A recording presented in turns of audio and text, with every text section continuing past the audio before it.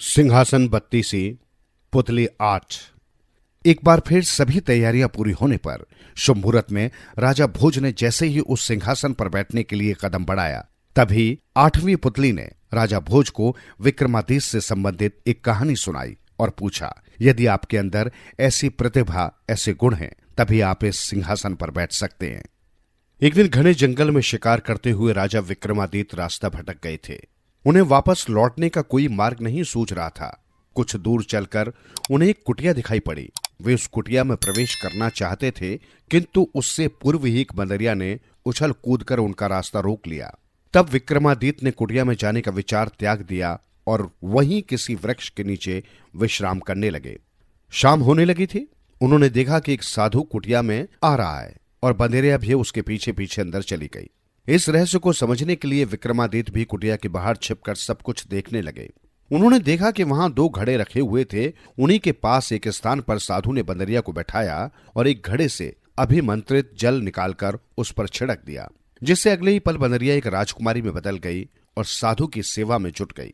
सवेरे उठने के पश्चात साधु ने दूसरे घड़े से अभिमंत्रित जल छिड़क कर राजकुमारी को फिर से बंदरिया बना दिया और उसे कुटिया से बाहर छोड़कर चला गया।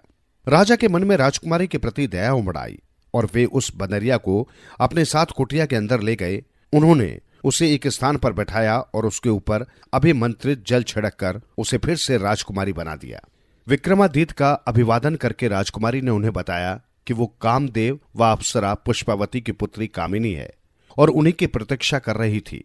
एक शाप के अनुसार वही उसे इस वानरी योनि से मुक्ति दिला सकते थे और मुनि के आशीर्वाद अनुसार जब वो मुझे प्रसन्न होकर कोई उपहार दे देंगे, मैं आपको पति रूप में पा सकूंगी। विक्रमादित्य ने पूछा कि उसने उन्हें पहचाना कैसे? तो कामिनी ने बताया कि मुनि के कथा अनुसार इस वन में भटकता हुआ जो प्रथम पुरुष सामने आएगा वही विक्रमादित्य होगा। राजा ने उसे फिर से बंदरिया बना दिया। साधु ने आने पर बंदरिया को फिर से उसी प्रकार राजकुमारी बनाया। राजकुमारी ने सन्यासी को अपनी सेवा से प्रसन्न कर उसे उपहार मांगा। तपस्वी ने एक दिव्य फूल राजकुमारी को दिया। इस फूल से प्रतिदिन एक रत्न निकलता था। तपस्वी की आज्ञा पाकर राजकुमारी और विक्रमादित्य ने विवाह कर लिया। दोनों वेतालों की सहायता से राजा व राजकुमारी दोनों उज्जैन नगरी पहुंच गए। महल से थोड़ी ही दूरी पर उन्हें एक बच्चा मिला जो कमल के पुष्प को बड़ी ही ललचाई नजरों से देख रहा था। राजा ने वो फूल, उसकी विशेषता कामिनी पहले ही राजा को बता चुकी थी, सहर्ष उस बच्चे को दे दिया। राजा और राजकुमारी पति पत्नी के रूप में सुखपूर्वक जीवन व्यतीत करने लगे।